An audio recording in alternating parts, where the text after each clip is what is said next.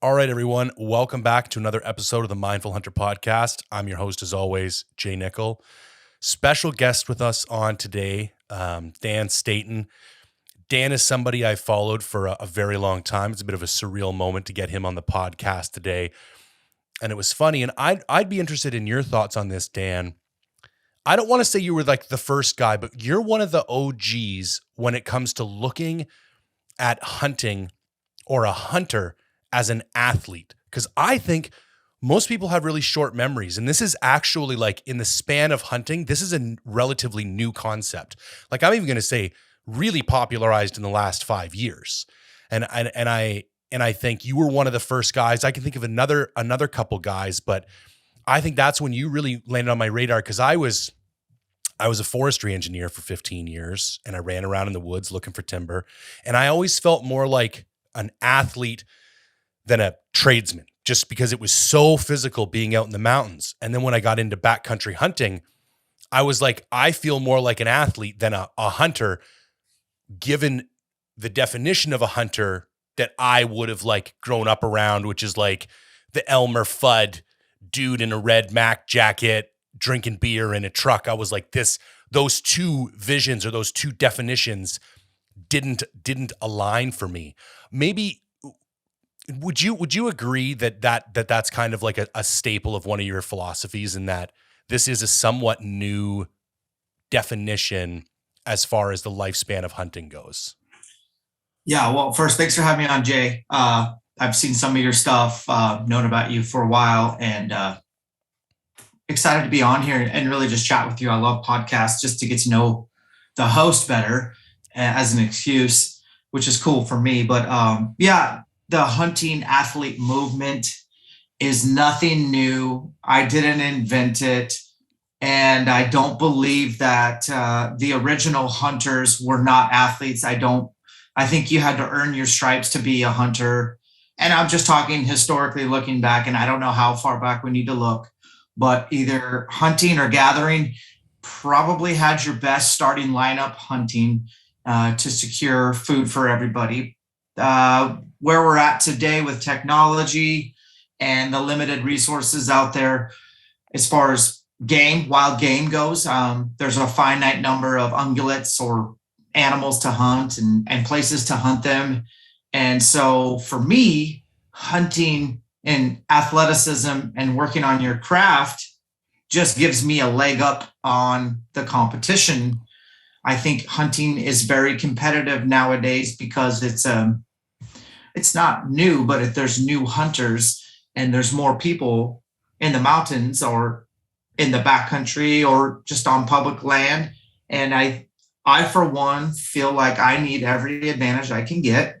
And if I can be a better athlete, that I might have maybe more, I might be able to withstand the elements or whatever Mother Nature throws at me. I might be able to keep my head in the game longer. I might be able to not talk myself into going home early or packing it in. I might be able to capitalize on an opportunity that materializes at the last minute that I would not have had if I had just succumbed to, weakness. And so I do think survival of the fittest does have a degree. I don't think you have to be in shape to kill animals. I'm never, ever going to stand on a soapbox and say, if you're not fit, you're not going to be successful, because that's just not true. But what I realized, and I think this might lead to one of your other questions, is that I love hunting so much that I want to do it as long as I'm on this planet, on this rock. And so I just want to have a trajectory, Jay, where I can hunt the rest of my life. And I feel like it wouldn't be fun to be on the sidelines in my 50s or 60s or 70s or 80s.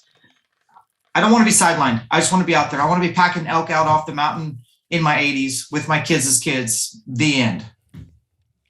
Yeah, 100%. I love it, man. I couldn't agree more. So let's back up a bit. When did you grow up in a strong hunting family? Like, when did hunting come on your radar? When was hunting something for you that became part of your life? We grew up poor. My dad was a pastor. Okay. He killed deer for dinner. So I was exposed to dead deer hanging eating deer meat. He wasn't an elk hunter. I remember following around the woods when I was 5 and 6 years old, grouse hunting, begging him to let me go with him deer hunting. I got my hunter safety card in Washington when I was 10, so took the test and was able to go on my first hunt that fall. So was started hunting early on, I would say, had some early success. Most of that hunting got sidelined once I went to junior high and high school. Sports took over my life. And so I didn't come back to hunting until I was out of high school, but always been in my blood. Obviously, my dad did a good enough job to make me love it, love spending time with him, that when I was 18 years old and graduated, I wanted to go hunting again. Right. So what were your sports? Is there one particular, or were you just like an athletic guy that liked to play and compete? I still don't classify myself as athletic. I'm a guy who tries hard, and that's not changed. I still am somebody who just has to put the work in, but baseball and football for sure. Size wise, if I was just bigger, I feel like I could have really gone far with football. I liked contact. There wasn't a lot of rules when I played. Helmet to helmet was cool. Yeah. So I love the physicality of football, but baseball was probably more my jam. And I did pursue baseball and played all the way through high school, had a couple opportunities to play no-name community college baseball, and ultimately decided to shut it down and pursue my career, my studies, and hunting. So your master's is in exercise science, correct? Yeah, exercise physiology, and undergrad is exercise science. They're both about the same. Okay. And so when did you know that like the study of the human body or the study of kinetics or human physiology was something that fascinated you? Early on, 14, 15 years old, I was training with a mentor, putting on muscle for sports, seeing the dividends of hard work and nutrition. I was studying for personal training certifications while I was still in high school. I was hired as a personal trainer right outside of high school. It was a great job for me. I could set my schedule around my school and still have clients. And so I have been in the fitness space since 2001. Yeah. Okay. Now, and this is tossing it back, but and this is just more of a personal curiosity question. What types of approaches were you taking to training back then? Are we like pretty sports dominant? Are we doing bro split type stuff? Are we high volume? Are we progressive overload? Just curious what the flavor of the day and how you enjoyed training back then was. It's just a continuous evolution. I would say I started like anybody, chest on Monday, Wednesday, and Fridays with a little bit of body part accessory. But no, I did dive into the literature and some textbooks. I did understand progressive overload. I did understand the differences between strength, endurance, and hypertrophy. I was pretty little and I wanted hypertrophy. So a lot of my training early on probably would be categorized as isolation and body part training, higher reps type, trying to make muscles get as big as possible, purely aesthetic driven as a young man. But that did change as I got into college and started working with real strength and conditioning coaches and the athletic performance, got exposed to more explosive movements with Olympic weightlifting, obviously, which for those that don't know, that's your clean and jerk, snatch, and then every variation under the sun of those movements. And just trying to create more powerful, injury resistant athletes. And that's where I really took a deep dive into, probably more what would be considered sports performance and functional fitness. Yeah. That's interesting. That makes a lot of sense to me, actually, because most of the CrossFit guys I know who excel both on a performance and a technical perspective had some type of previous Olympic training before the exposure to CrossFit, because some of that stuff is just so technical. I think that's really, some of the stuff that holds people back or creates opportunities for barriers. So that actually makes sense to me that was something you were exposed to earlier on, because it makes that transition into using those types of methodologies in a more high volume or high rep situation a lot more realistic as well, I think. Yeah, there's like a place for Olympic weightlifting, but high volume, high rep Olympic weightlifting was one of my early critiques of CrossFit. I was not a huge fan of CrossFit in 2006 and 7. I thought it was the dumbest programming available online. And obviously my mind's changed about that. I still got love for CrossFit, but for hunters listening, if you're an adult onset hunter, you probably don't need to be worrying about doing snatch balances, snatch pulls, and all sorts of that kind of like, it just requires a ton of skill and mobility, and who's got time for that? But some of the principles of CrossFit still to this day are awesome. And I think people could adopt them to improve their performance for the mountains. I would agree full stop with all that. I think you'll also be hard pressed. And I had my CrossFit days. They're no longer. I still respect it as a training modality, but I think you'd be hard pressed to find another philosophy or training approach that has had such an overall positive impact, not only on people's results, but on people's perspective, like what people think is hard and how far some people are willing to push each other. Like just the training in CrossFit that I did do and watching people like discover new ceilings and break through things, like it really is well designed to kind of foster those types of breakthroughs and the group kind of psychology and all that kind of stuff. Like I think you got to be a little bit careful with some of the Kool-Aid, as with anything in life. You think critically, ask lots of questions, but that caveat aside, I think you'd be hard pressed to find another methodology that has had such a profound impact on society as a whole.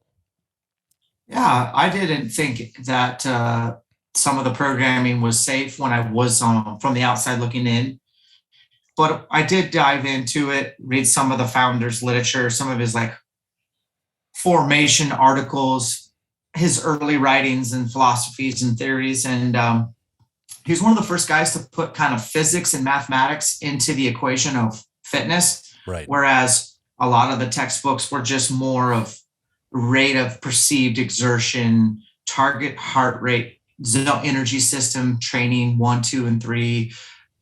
He started doing power output equations and measuring a barbell and how far it's traveling. And then this thing called the clock, where you're timing how much work and giving a 3 power equal sign from power output to intensity. And I was like, what is he talking about? Dug in and realized a lot of stuff he was saying is true. Like intensity is not a feeling.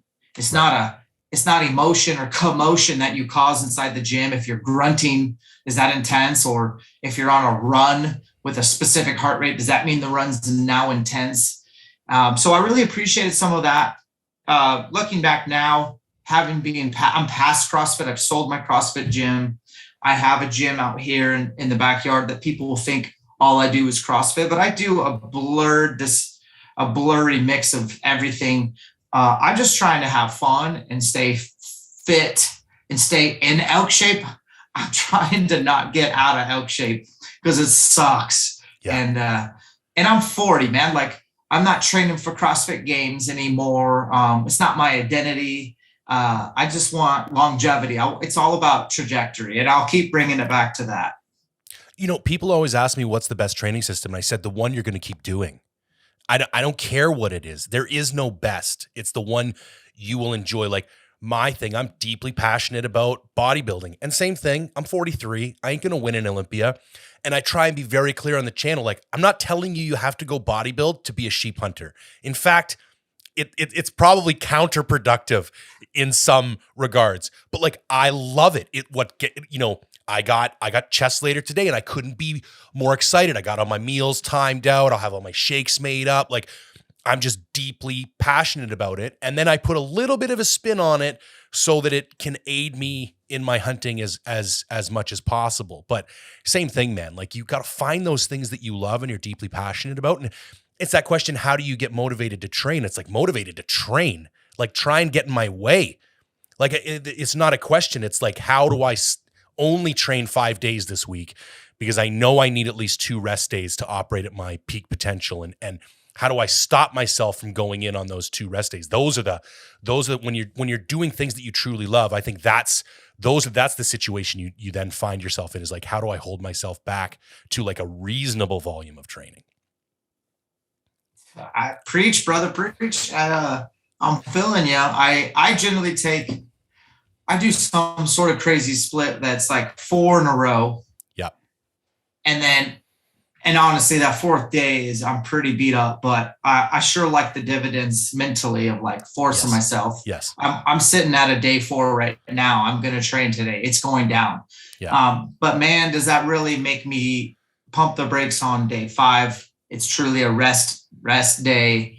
I do like active rest days, but those can turn into workouts as well. So I've pulled back, and I kind of like the 4 on, 1 off, 1 on, 1 off. And that's a weird split, right? Like, no one really probably does that, but that's what I do. That's my sweet spot. And you found your sweet spot. But I think we both can agree that motivation is a false god. It's a false prophet. It's not even a thing. It's a feeling. Yeah. Feelings come and go. Fleeting. I woke up tired today. I drank a cup of coffee. I felt happy today. Yeah. I saw some news. I got just pissed off on the news. All feelings. None of my feelings are going to get in the way of my disciplined decisions. Yes. And I think when you start to stack disciplined decisions over time, there's this mental like game that you're going to use in the field of hunting. Because if you can't make yourself work out and eat healthy and go to bed early, you got to stay up late and watch Netflix. How the F word are you going to stay in the field when you're not seeing game, you're running into other hunters, you're homesick, your food sucks, your boots broke, so like your truck, like stuff goes wrong in the mountains. And if you don't have repetition at being tough and making yourself stick it out, how do you expect to just rise to this level 1 month out of the year? I don't see it, at least for me. I can only talk about me. I have to stay in it year round. And that's what the discipline thing does for me when it comes to training. It's not a motivational thing. Well, and I think it's a muscle like anything else. Like, I'm in the business of behavior for my day job. I'm a behavioral strategist. And we talk a lot about habits and how to make things unconscious tendencies, because you have to exert energy every time you're trying to. It's like the laws of physics apply to human beings just like they do to anything else. And if you're going to try and change your own momentum, it's going to require energy. And you have to make a decision, and you have to take action every time you do that. And if you're not making those decisions on a regular basis, and you're not taking those actions on a regular basis, then they're harder when you do them on these rare occasions. But if you're doing it all the time to the point where you become unconsciously competent at it, and it just becomes second nature, I almost think like life just gets easier, because it's this muscle that's just getting flexed all the time, and it just becomes stronger, and you stop thinking about it as much. And then you're more like this machine that now it's just like the decision is like, okay, where do I point the machine? Like, what is the goal that I want to achieve, and what direction do I need to go in to achieve that goal? I can't argue. I think we're all kind of defined by our behaviors, whether we're honest with ourselves about those behaviors. There's not somebody out there that doesn't have behaviors they're not proud of, myself 100%. Included. Yep.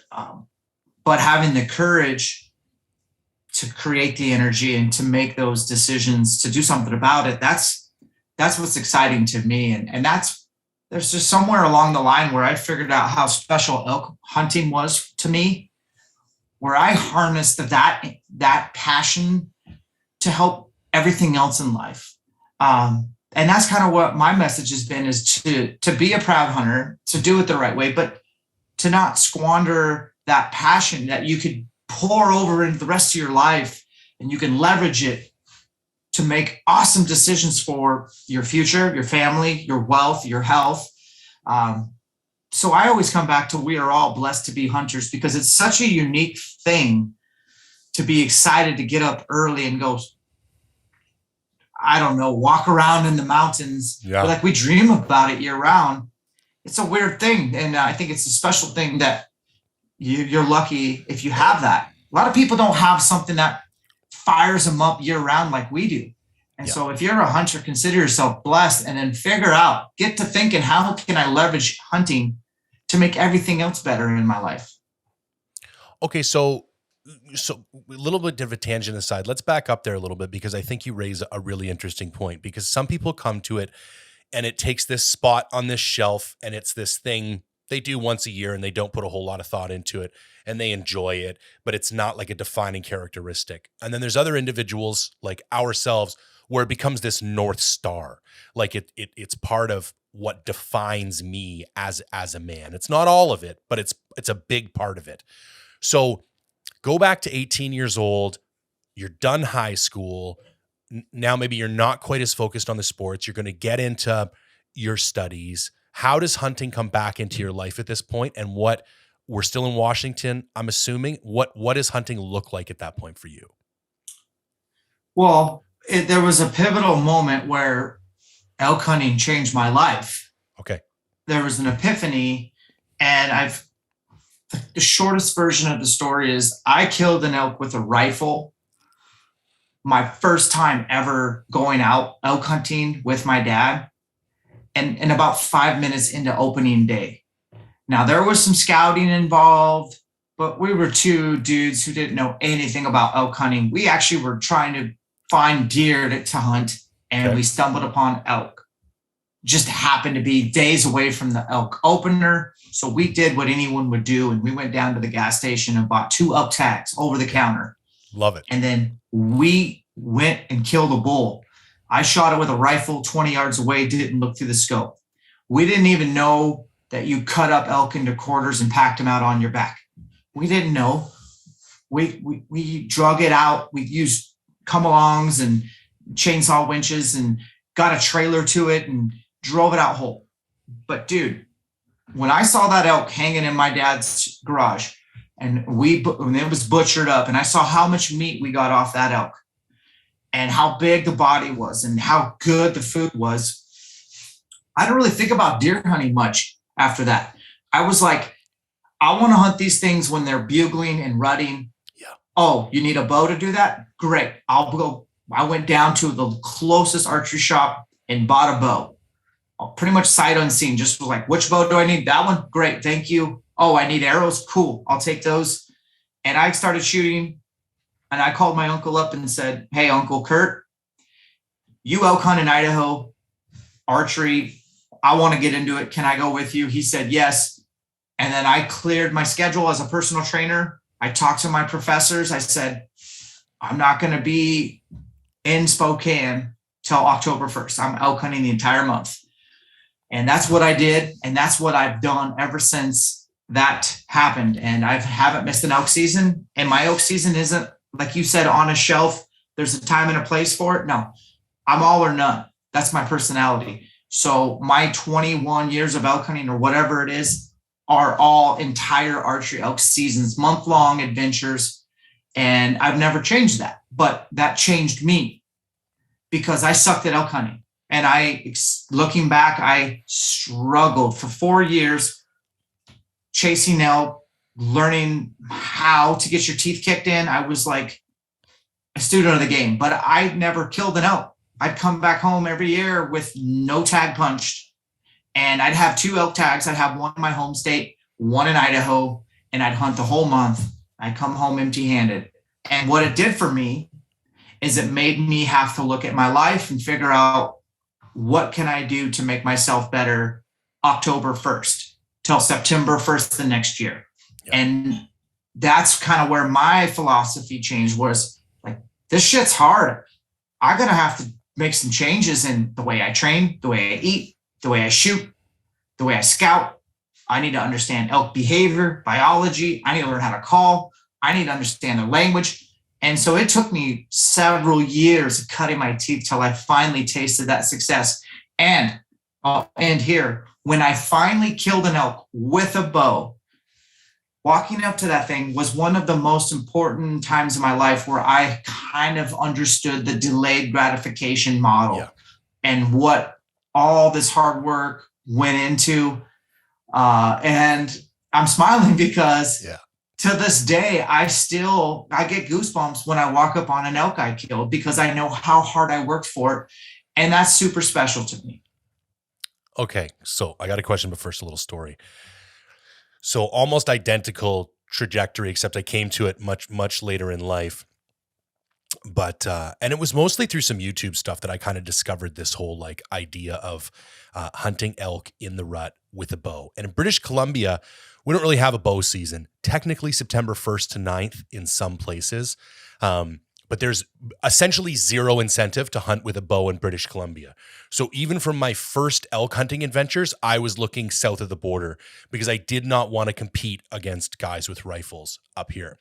There's a small island off the coast called Haida Gwaii where they have this really interesting elk population and they have a late elk season as well. But anyways, 7 elk hunts in 5 years to kill my first elk. And I did it solo in New Mexico, White Mountain Wilderness. And I broke like I can remember being on the phone with my buddy, like after walking up to him and actually physically seeing it. And I just started crying. And it was like, I was like kind of embarrassed, kind of not embarrassed. And it was like, I'm pretty good at compartmentalizing emotions. And I don't think I had allowed myself to process how much that prolonged failure had been affecting me. Like I don't tend to fail. And I don't say that out of arrogance. I say it out of objectivity. I tend to be a person who's willing to put the work required in to get the output desired out. And it's math, man. When you do that, you tend to achieve what you want. But elk hunting was like this mythical math equation I couldn't solve. I kept putting the energy in, but it got to the point where it even got a little bit rough for my wife and I. Like I would come home and she's a vegetarian, which is another story. Oh, shit. Yeah. So it's a bit of a weird dynamic, but she would be like, please God, let him kill something. Right. Because I can't have him come home again like a bear, hating himself, and that was so I'm interested in that as well. And I was able to process that. And, I learned one of the biggest lessons for that I learned is that no matter how my season goes, no matter what my season is, I walk in that door with a smile on my face and a stuffy for my kid. Because they didn't ask me to go away for 2 weeks. They didn't ask me to go live in a tent on the top of a mountain. Like they didn't require me to do any of those things that I may be like really grumpy about inside because I didn't get the goal that I wanted to get or whatever other, temporary thing I think is important at that day. They didn't sign up for that. They need me present. And we'll talk about that more deeper on the conversation, but that hit me hard, man. Like I'd be interested in like, what was that failure like to you? Because you also don't seem like somebody who would be used to that type of repetitive failure. Yeah, I could not crack the code, man. Like my uncle, God bless him, but he was a great backpacker. He could find elk. He never killed an elk with a bow either, right. And so he was taking me where elk were, and we were trying so hard. And part of the problem was, and if your listeners don't know, I'm pretty transparent, so I apologize, but I was under the spell that elk hunting was what I saw on TV or VHS. Yep. I didn't know that these hunts were at private ranches with insane amount of money. Even in the early Primos videos, man. Yep. They're not on public land. No. They're not hunting the same style. So no wonder their tactics aren't working for me. And so it's pretty discouraging to try to see these guys calling these elk in and they're running in and they're getting shots. And why is this not working for me? Why do I suck so bad? And so, no, man, it was tough, but it drove me. It was a driver. And I'll never regret those 4 straight consecutive archery seasons of not getting anything killed. It was like, man, I would never trade those. I would never trade them at all. So So this is obviously more complicated than like a single answer. But what do you think it is that turns the corner to like repetitive success? Because I think we've all had those lucky hunts. I know when something happens because of my skill, and when something happens because I just happen to be in the right place at the right time. And I'll still take some credit for those ones because at least my ass got out of bed. But I know which ones those are. And then I feel like there's a couple key areas I still have such a long way to go where I am getting to that point where I feel routinely capable of repetitive success. But what are some of the hallmarks you think, or some of the things that changed where you felt more in control? Like it's not going to be lucky if I get an elk home this year. It's going to be the result of the actions that I've taken, and I feel confident, that is a reasonable likelihood. Probably a mixture of things, but paranoia. I hate the feeling of not being successful in a pursuit that is largely built upon failure. Welcome to bow hunting. So the paranoia for me sets in October 1st. And so I don't have laurels to rest on. The slate gets wiped clean. These are doctrines that I believe in. These are things that keep me hungry. 2022, I always tell myself every year, brand new year, I haven't killed an elk in 2022. I'm as good as a newbie. Like, neither one of us are proven. And so what can I do each and every day to move the needle closer? So these are the things that I do, because there is no certainty except that it's going to be hard. I'm going to be hiking a lot. I'll probably be sleep deprived, dehydrated, fatigued, homesick, and it'll probably be an opportunity on an elk. And the shot will be maybe a little tricky, uphill, downhill, steep, quartering two, which I hate, all these things so I've just dissected elk hunting down to what can I control? What can I not control? Okay, put those uncontrollables off and just put your head down and work on everything you can control. And then leave every elk season, and this is the most important thing I'm going to say, leave every elk season behind you with a feeling of there was no stone unturned. I squandered zero time. I gave every day all I had, and I have no regrets. And if I don't kill an elk, but I did all those things I said, then it is what it is, and I can move forward. But if there's an elk or a bull bugling and there was 45 minutes left, the daylight left, and I talked myself out of going after him, and I'm like, he's too far down there. The wind might be funky. You might not get down there in time. Plus, once you get all the way down there, it could get dark. Then you're going to have a 2-hour hike out. It's not worth going down there. And that little voice is a liar, because you got to go. You got to go see. You got to roll the dice, because those opportunities are few and far between. So for me, at the end of the elk season, I have to be able to look at myself in the mirror and say, did you give it 100% effort? Did you control all the controllables? And if I can say yes, then I don't care if I didn't get an elk or not. I mean, it's going to sting, but it's still no regrets, if that makes sense. No, it makes 100% sense. And I think the first time I really appreciated that was at the end of my 2019 season, and I'd ended up doing the second half solo when I was in the northern Rockies, and I don't need to like go into detail about how difficult it was. It was just one of those ones where you come out like a husk of a man, like you're just empty eyes, like you're just dead inside. And it was one of the first times that I didn't feel that like acid taste of failure in the back of my throat, even though I came home empty-handed, because I felt like I'd come far enough in my hunting career or my discipline that like I did the things I was supposed to do, and I left it all on the mountains. And I could honestly say there was not a single stone left unturned. Like, I did not have one more ounce of gas in the tank. There was nothing, and I hadn't made any dumb mistakes. And it was like, some days that's all you got. Cause this is the thing I love about hunting. And I say, the way I say it is, hunting is something you need to do perfect and still have 5% luck. Like, there's still these intangibles that are out of your control. And if a couple of those don't fall your way, it doesn't matter how perfect you are, you could still come home empty-handed. And I think it's like the great humbler, because you have to be willing to, like, there is no perfect hunter, where I feel with other disciplines and sports, like there is this like version of perfect. And it's one of the things I love so much about hunting, because I feel like no matter how long you do it, there is no end to the personal progression. I like that because, man, I've been on that mountain that you're describing where you're entirely depleted. And I'll be honest, like Jay, I crave that depletion.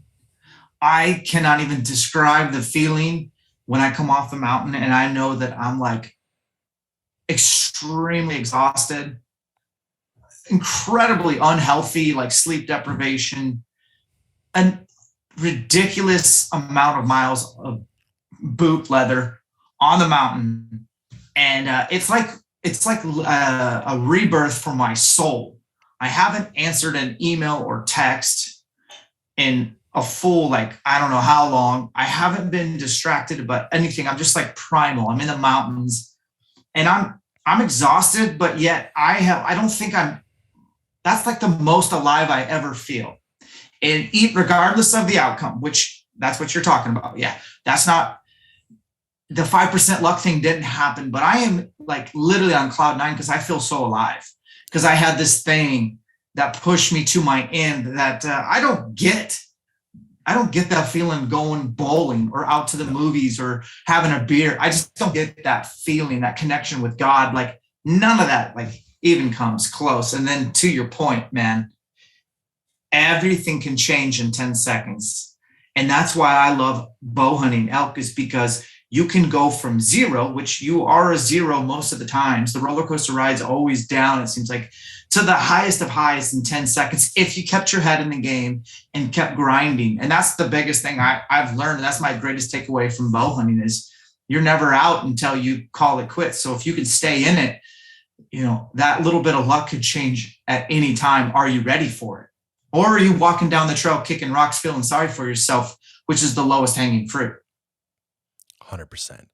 Okay, so let's assume we haven't terrified all the newbies with the discussion. What and maybe it's better to talk about mental perspective than any like, you know, physical characteristics, but you know, where do these newer guys start? Because I think it's such an overwhelming thing to get into. Like there's so many barriers to entry. I also think there's more solutions and information at our fingertips now than ever before by orders of magnitude.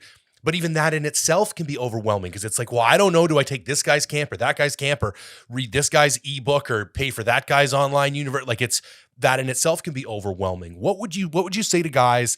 Because the tag, you know, draws are going in. Now's when I'm getting messages. I'm thinking about, you know, doing my first elk hunt this fall. You know, what should I do? What do you say to these guys? What's a good place to start?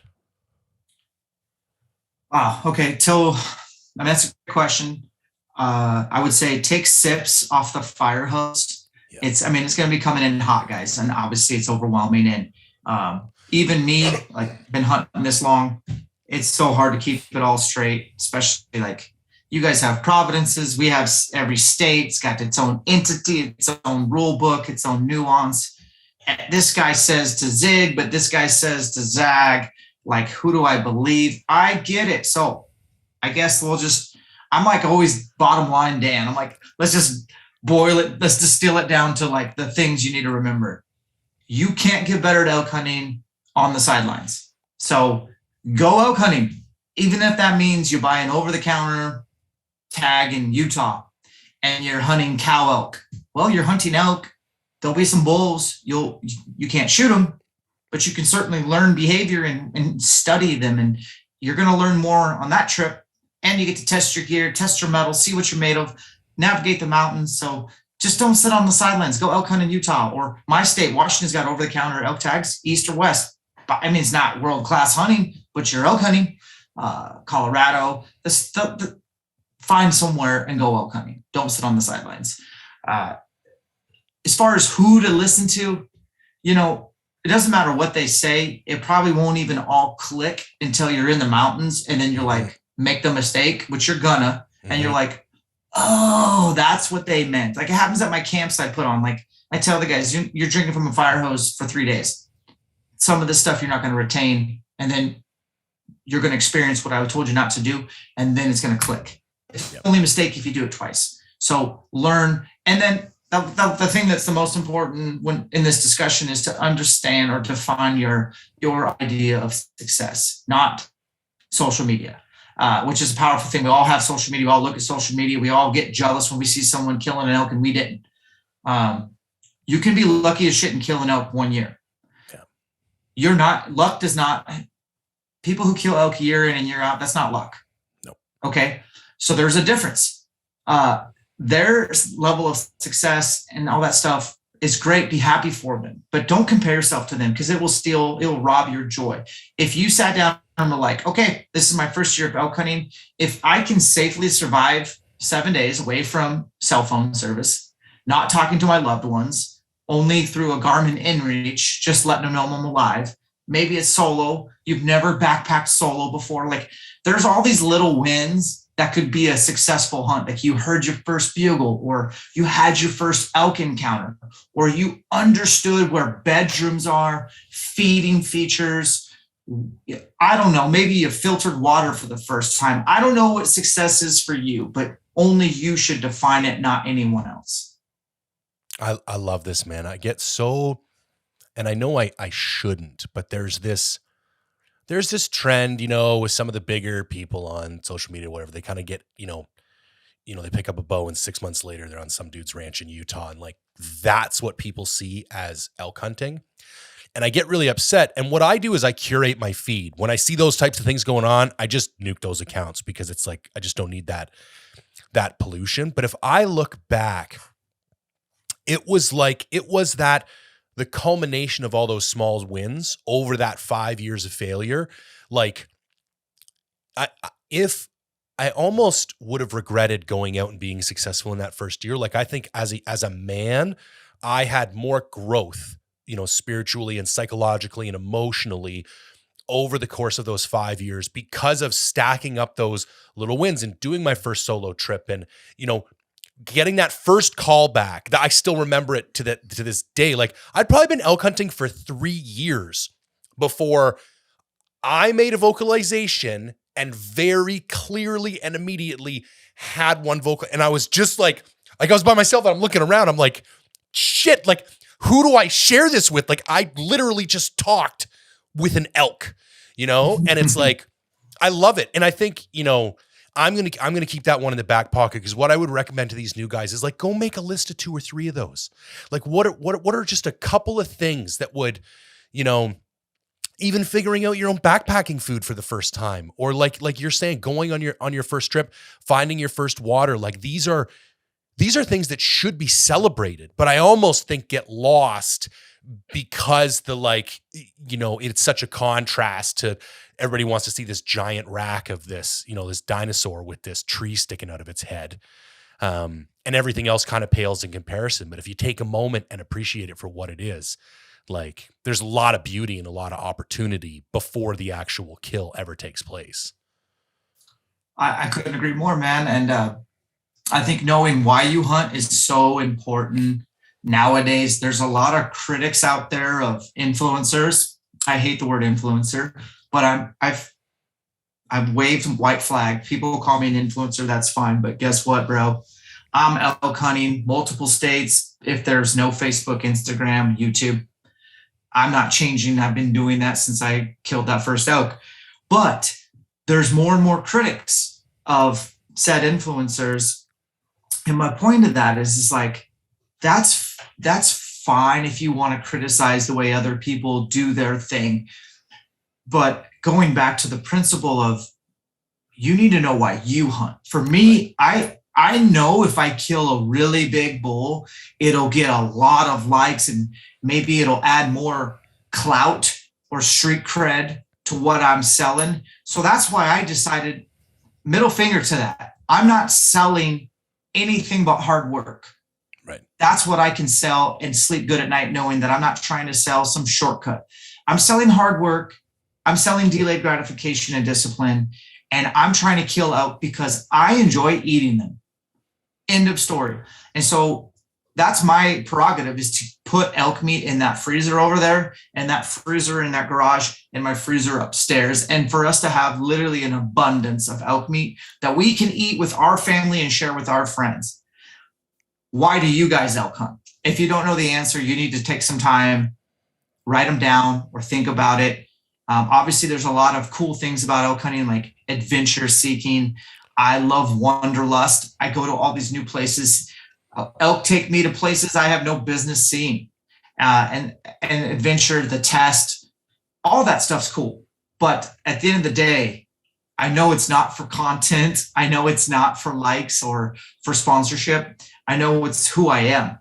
And I wouldn't challenge the new guys. Just start your career off proper. Define why you are hunting and stay true to yourself. Okay, so this segues perfectly into something that I think is also profoundly interesting about yourself. I would like you, and I can't remember if it's like 4 or 5, to share your priorities in your life from number 1 priority down to whatever that 4th or 5th thing. Because I think people who aren't aware of what those are might find it somewhat counterintuitive, because you would think, based on the 45 minutes we've been talking, that elk are the most important thing in your life. And I'm gonna go ahead and hazard a guess that that's not what's sitting at that number 1 spot. Yeah, elk's number 4, friends. Faith first. Faith for me is that I believe in Jesus. I'm not Mormon. I just believe that Jesus, that is my faith. That is, if you don't know what I'm talking about, I'm sorry, but that's where I'm at. I'm a Christian first and foremost. I don't always act like one, which makes me a perfect Christian because I fail consistently and I need that redemption. Number 2 is family, like my marriage, then my kids, and not in reverse. So marriage, having that strong relationship with my wife and putting her needs over mine, as well as the kids. Number 3 is fitness or health, like taking care of your fitness, your longevity, making sure that it's sustainable, making sure that you're creating the best version of yourself. Number 4 is elk hunting. And then the last one is career, number 5. And I always go back to, I've quit jobs for elk hunting. So career cannot be over elk hunting. And I love that stuff. It drives me. I've now created for myself kind of a career that involves elk hunting, which could be dangerous, right? Like, it might make more sense for more people to maybe just be a really good entrepreneur in real estate or something, and then have an abundance of money and time to go elk hunt. But that's not me. But yeah, that's my elk hunting is number 4, believe it or not. And I got to remind myself of that. No, I get it, man. And I love it. And I think we can get confused. And I think when we get confused, we risk losing the things that are important to us. And I don't think that means we have to give up or compromise or have a less bright version of that thing that we're interested in. It's just that, like, I got confused for a while with the whole like family and hunting thing. And I get dangerously obsessed with things. And I was close to, like, I'm not going to say I was like close to losing my marriage, but like I came home a few times to like a legitimately and reasonably pissed off wife. And I had to sit back and I had to learn. I'm like, okay, yeah. And I'm like, oh, wait a second. If I put her before hunting, this whole hunting thing gets a whole lot easier. And it's like, it's January now that we sit down and I go over the year. I'm like, here's what I'm thinking. All this shit's up for debate. But like, there's 3 or 4 big ones. This is about when they would occur. They're going to be about this long. What's that? How's that sit with you? Like, let's talk about this. Like, oh, she's a publisher. She has a magazine that goes to print at the end of the month. Okay, so being away for the last week of the month, most months, makes her life more difficult. Okay, we'll go away for the middle 2 weeks. Like, and just having that discussion. And like, really, one of the hardest lessons I had to learn, it was before my New Mexico elk tag. And I was just like, it was a Sunday before I left. It was supposed to be a family day. And I got obsessed that my bow was out of tune. And I spent all day at the range while she was at her parents. I was supposed to be at the in-laws, and I got home and it was just a shitstorm. And when I left the next morning at like 3:30 in the morning, I just had this pit in my stomach. And I phoned her on the way and I made up for it. But it was like this mental milestone. I was like, that is never happening again. I don't leave under those circumstances. And now no matter what I got to do, that last day is nothing but family. And it's like, yeah, maybe we'll go out for dinner. Maybe I'll take the kid to the park. Maybe I'll let my wife go to yoga in the morning and just take the kid all day. Like whatever it's going to be that lets them feel like they were taken care of and paid attention to and are important to me. Because then when I leave, like the heart is free and clear.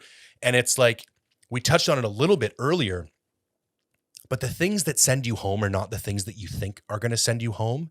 And I find entering into a hunt, especially the more difficult solo ones I enjoy doing, it's entering into it with that type of emotional and mental baggage is going to hamstring you way more than what food you brought or what tent you brought or what boots you're wearing. And being able to clear that mind space and that heart space before you go in. And that shit, it honestly just takes years of fuck ups, excuse my language, to realize that, you know, I don't want to feel like that when I'm on a hunt because it ruins it for me. And I can't bring the focus I want to it, but it's counterintuitive and I'm kind of droning on. But the only way for me to realize that was that they have to be more important than that for me to be successful at that.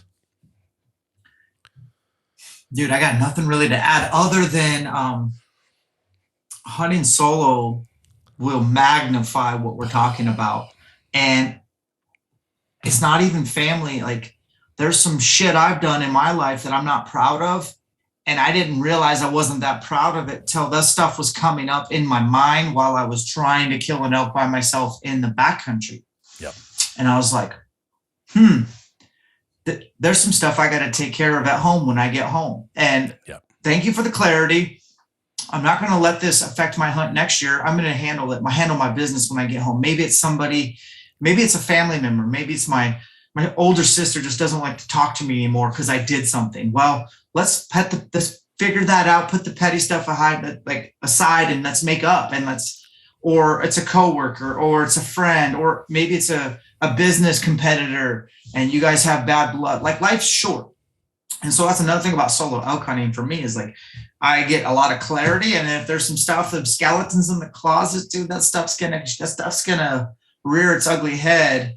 And it's going to distract you from what you set out to do. So tip the scales at home, family first, make sure that, you know, you're making deposits into their love bank accounts. Oh, I like that. Yeah. And then don't bring any BS to you in the mountains. Handle all those skeletons before you head, especially you solo elk hunters. You'll see you'll see what we're talking about.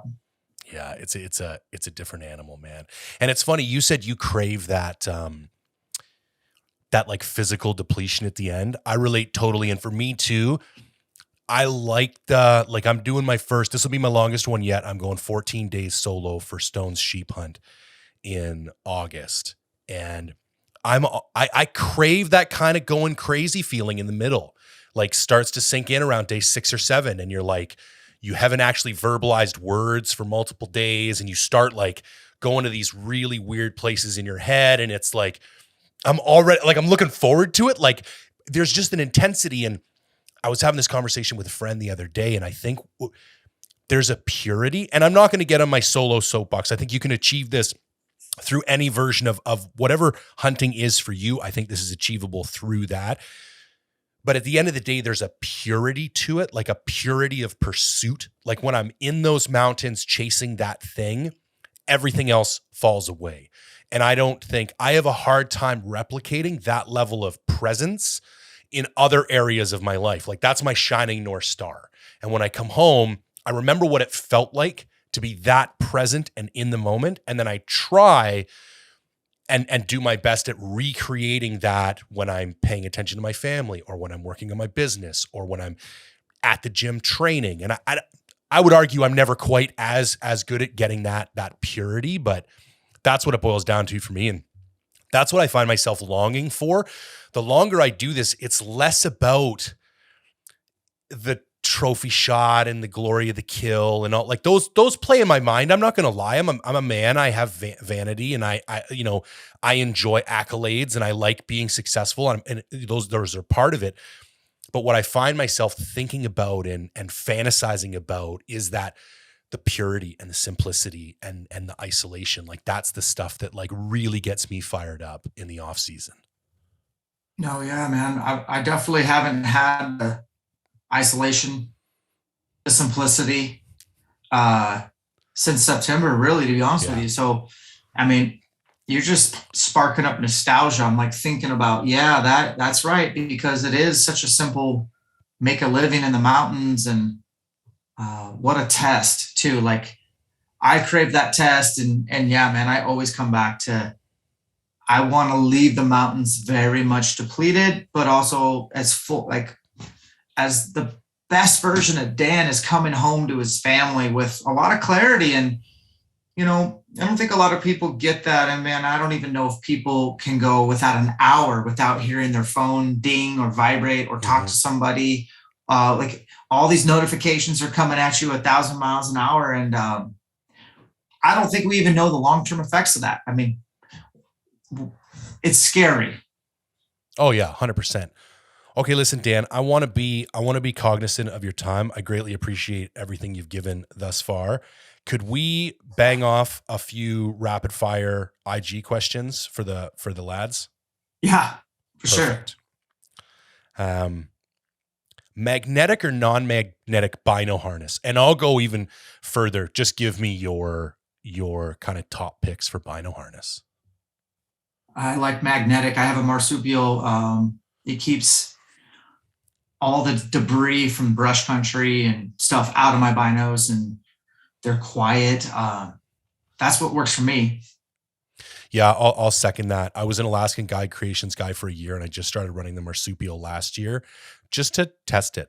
And I'm very, I still want to wear it some more before I kind of make my final conclusion, but it's a much sleeker in that there's a lot less extra stuff, which I appreciate. Like it's a very slim, efficient design, which I like a lot. And I like their fabrics a lot too. I just picked up some of they're like their possible pouches, but they made it with that new kind of stretchy material. And they came out with Mhm. some in blaze orange, which I love because all my other kind of pouches like that are all this like drab color. And you fill up 3 or 4 of them and it's like, shit, I don't know which one has my batteries and which one has my whatever. So the fact that now that you can have a couple like different colors, I find helps with organizing gear a lot. Um, Late season elk hunting strategies. And he puts October in parentheses. It's going to be it's going to be dependent upon like what are we talking, Rocky Roosevelt's, what state, what's the, is it arid desert, high desert, is it timber? I mean, so that's so vague. I can't really give you the greatest answer, but October could be hit or miss. I mean, it could be full on peak rut. I mean, seriously, cows could be in their first estrus cycle, their second estrus cycle. They could be herd bulls could be pulled off and just already heading to like their little isolation areas for refuge. I don't know. You're going to have to check the temperature of the elk and see where are they at, what are they doing. But no matter what month it is, you have to find elk to kill elk. So understand what their needs are.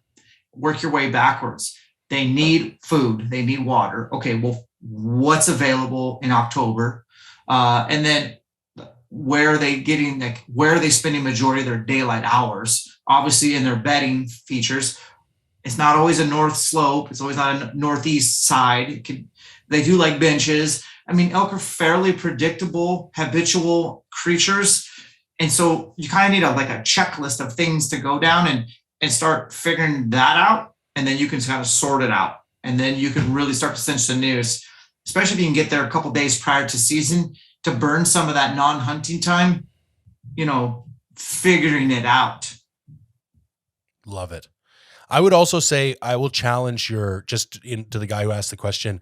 Late season, I would argue, is like you mentioned, more mid-season. To be honest, I would think like November and early December is what would technically qualify as late season when you're looking up people's different theories on elk behavior and stuff. So just keep that in mind too, because I think there's still, like you're saying, there's still going to be a lot of that rut activity, and they won't have like completely gone into bachelor groups and done the more classical kind of late season elky stuff that most people talk about.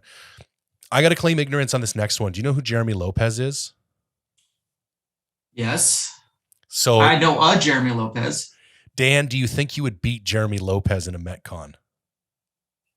Yeah, I would. But Right. he's a really fit firefighter, military guy who's come to some of my Oak camps. But, Okay. I've been doing CrossFit a lot longer than him, but his advantage is he's considerably younger than me. So I would enjoy finding out. And if he beat me, I also wouldn't be very much surprised. A lot of people beat me at Metcons.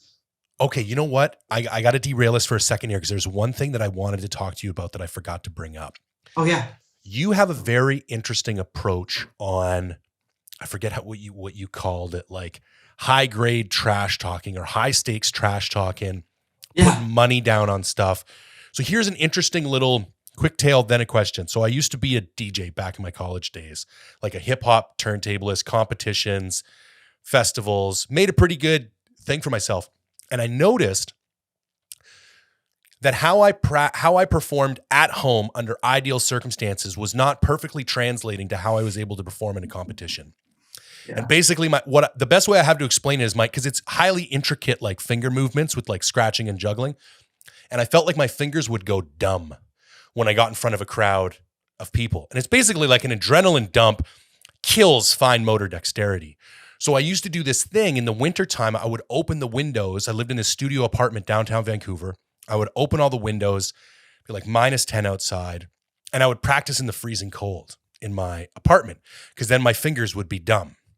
And then if I could get to that like 85% of my potential with these dumb fingers in the cold, then when I was on stage with already yelling and all the noise and all the adrenaline, I could replicate those two performances. So by elevating this, I could also elevate it here.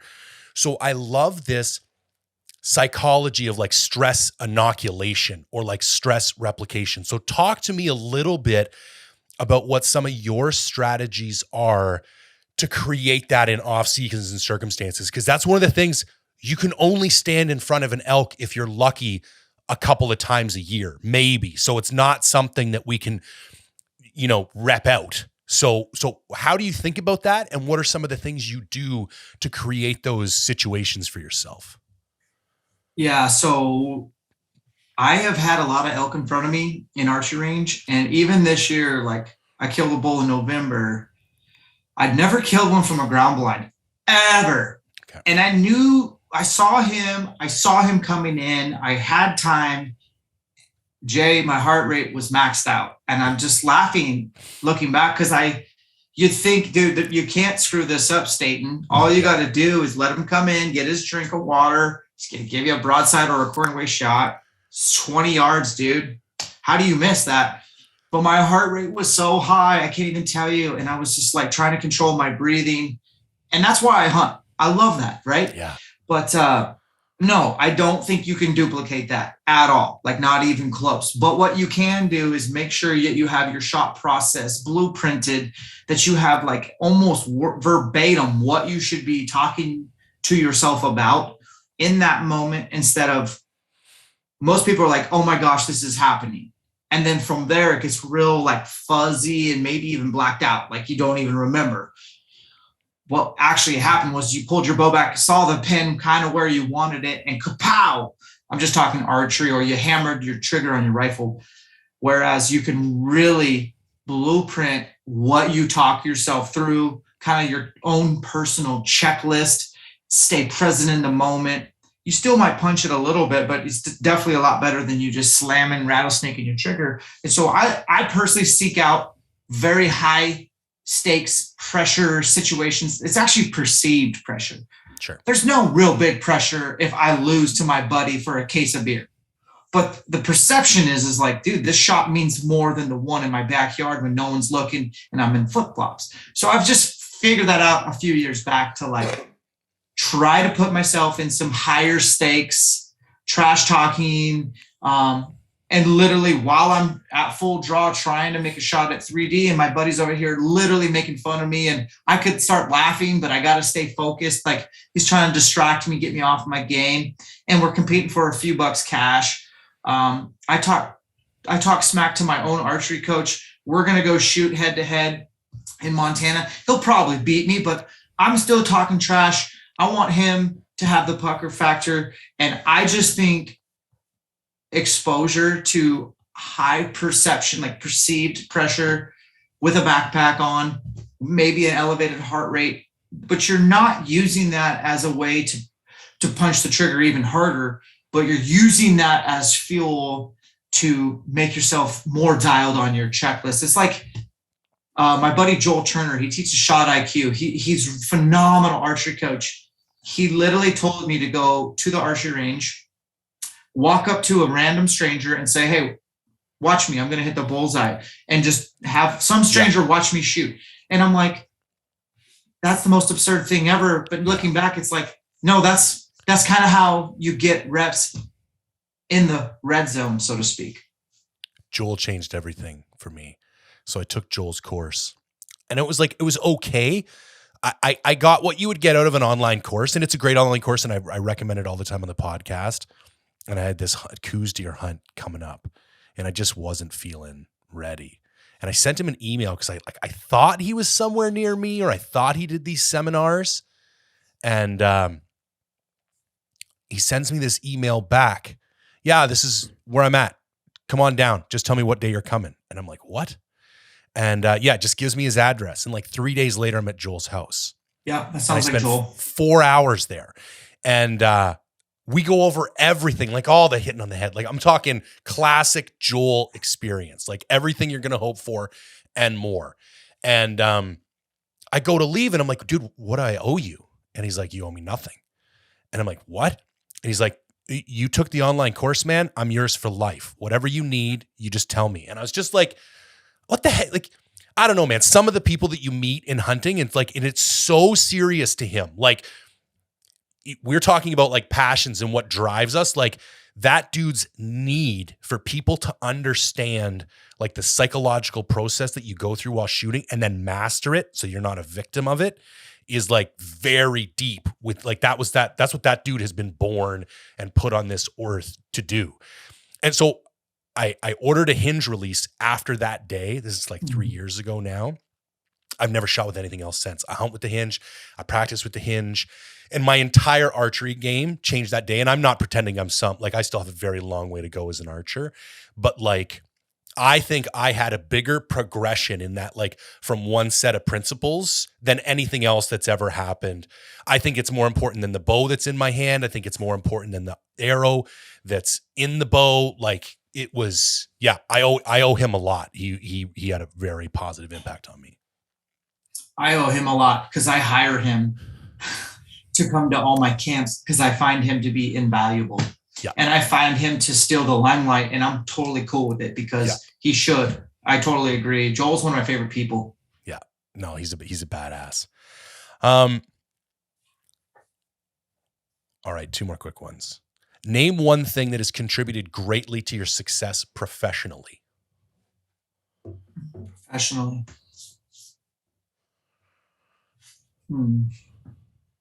Without giving it a cliche answer, that's the thing. I don't know if I've had that much success professionally, to be honest with you. Like I just grind it out, man. I'm a professional grinder.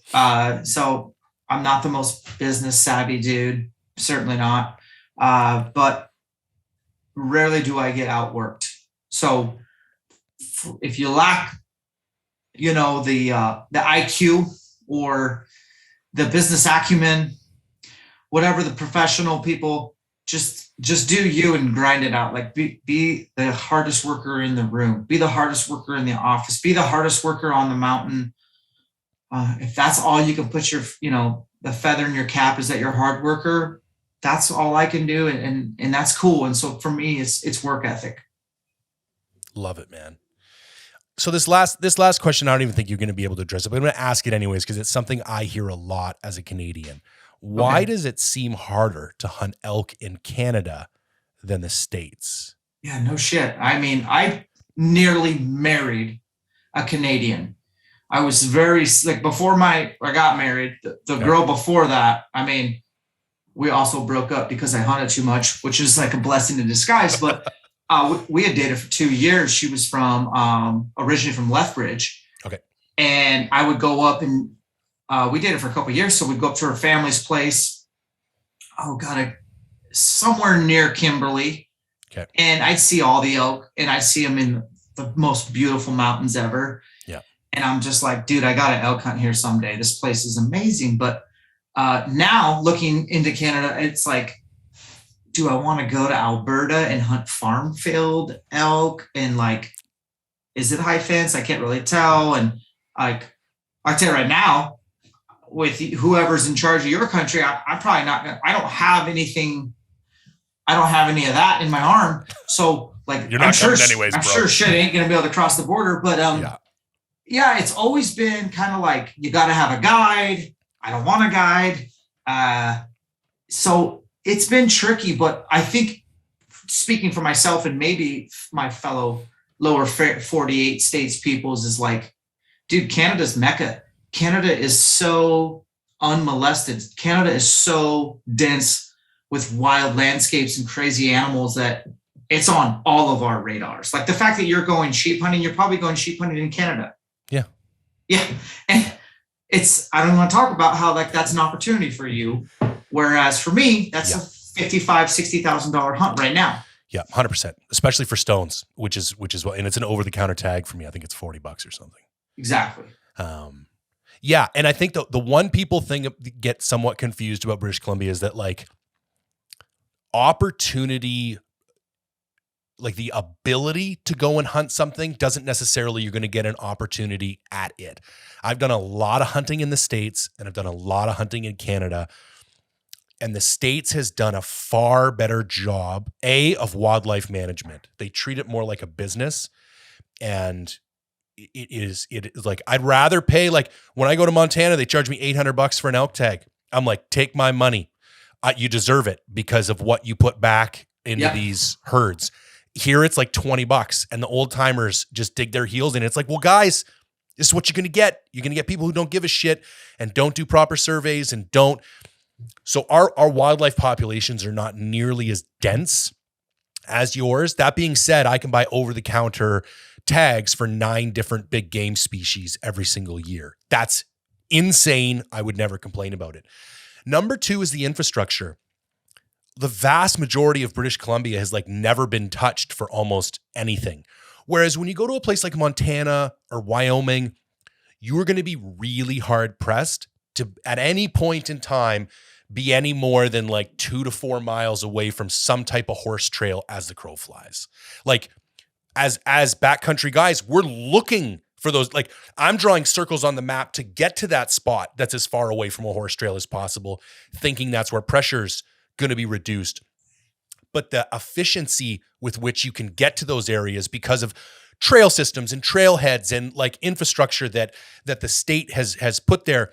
And like Canada just doesn't have anything like that. So now you're like, this year I'm going to be a float plane. So I'm getting dropped off in a float plane. I'll have a small alpaca raft with me. And I'll be like, in this tiny little dinghy boating across a lake, trying to get to the other side in order to like start hiking up this mountain. And there will be no trail. There'll be no nothing. So I think there are a few reasons why. The one thing that I regret as a Canadian is that you guys, the way you treat public land, it's literally almost as much mine as it is yours. Like 100%. As a non-resident, Montana doesn't give a shit if I live in BC or California. You don't pay taxes here. Okay, you go into that draw pool, but you have just as much right as the people who live here. And the amount of like, just love and respect I have for that system and the way people in the States have always opened their arms to me. And there's always a little bit of, you're in my backyard type stuff. And I like that because there should be a little bit of tension sometimes. It's like going surfing in Hawaii. You'd almost be upset if you didn't kind of almost get in a fight. But whereas like Canada, unless you got a bunch of money, you're screwed. Like you cannot, even my father, I'm bringing in from Ontario for a caribou hunt this September. And I have to fill out a bunch of paperwork and they just got back to me and they're like delaying it. They don't even tell me why. Maybe we'll let him in, maybe we won't. And it's like, he's my father and he's a Canadian citizen and he still just can't walk across the border into BC and hunt. So, and those are things I'm not proud of. Like I wish our government embraced some of the like founding principles that yours did, but it is what it is. There's a lot of I don't want to shit on my country because there's a lot of other cool stuff. Although I will say, the last few we're not at our best right now. Let's just say that. The cool thing is you guys are on a lot of our radars. Like Right. You're in a lot of our prayers. It is what it is. I think you know what I'm saying. Yeah. And you got a lot of people even down here rooting for some good to come out of this. 100%. We feel it. Dan, I don't want to steal any more of your time. This has been so beneficial. I'm so grateful that you were able to hop on. You've always been somebody I looked up to in the industry, for your work ethic and just the way you approach life in general. So it was an honor and a pleasure, brother. Thank you very much. Likewise, man. I appreciate your time. Quick shout outs. I'll put show notes for everything down in the links, but maybe give people a quick recap. What do you got going on? Your camps are probably all fully booked, but just anything where people can find you and what you got going on right now. Yeah. Well, I'm selling hard work. Just remember that. We do a couple of elk-shaped camps a year. Those are already spoken for 2022. We'll probably do again only 4 in 2023. They're not just for newbie elk hunters. They're for everybody. And I hardly even presented them. I have Joel comes to my camps, and Jason Phelps and Dirk Durham from Phelps Game Calls, and Mark Livesay on the e-scouting. So I just bring together a bunch of subject matter experts in one room. And then I get a bunch of guys to come to these camps, and then they network with each other as well. So it's kind of cool to see everybody coming together. And usually I've had people hunt together, lifelong buddies from that point going forward. It's been cool. We've been doing this. This is year 5. So elk-shaped camps are huge for me because it's where we get to do our thing in person and get back. But yeah, no, I'm on YouTube. I've got a podcast website, all that stuff. You can find it. It's easy, searchable. We do the Elk Collective. So if you're really wanting to dive into elk hunting and you want to do it virtually, check out the elkcollective.com. And that's where we've just brought all these subject matter experts and asked them, how do you kill elk, and learn there's so many ways to skin a cat. So we learn all the tricks and trades from each person. Your stalkers like Brian Barney and Ryan Lampers, who don't really call much, to the guys that only call, like Dirk Durham and Jason Phelps and Chris Rowe and the Elk Nut. And they all say that elk are saying similar things, but then they all have like their own little spin. And it's been cool. I've learned so much from these guys. And so it's all kind of in one place. So that's the elkcollective.com. But that's kind of what we got going on, man. Sounds great, man. And like I say, for everybody, I'll put all links to all that stuff in the show notes, so if you need any place to find it. All right, man. I wish you nothing but the best. And thanks again. I truly appreciate it. Hey, man, I'll be rooting for you on your doll hunt. That's incredible. 14 solo, mad respect. Be safe, come home. And I can't wait to hear all the stories. Awesome, man. I appreciate it, brother. All right. Take care. All right. You too. All right, folks. There you have it. An hour and a half with Dan the Man Staton, elk shape. I wasn't quite sure where that one was going to head, but that was a super enjoyable podcast. I almost feel like I leave some of these like so fired up. I have a problem going and like focusing on work for the rest of the day. Like I just want to go out and shoot my bow and get ready for elk season now. I couldn't be more excited. I love the way that Dan looks at things. It was a great conversation to have. So as always, if you could engage with the platform, like, comment, share, subscribe. What really helps is leaving a review on your podcast platform of choice. And I want to thank people that have been doing that. I noticed the Apple Podcast reviews have gone way up lately, and I have more rankings and more reviews than some like major podcasts in the industry. And I think that's because of how engaged you guys are. And I can't thank you enough for that. It means a lot. And as always, if you're into some merch, head on over to mindfulhunter.com/shop. Pick yourself up a t-shirt or a hat. Those funds directly help take care of the podcast and everything I do here. So as always, thanks for tuning in.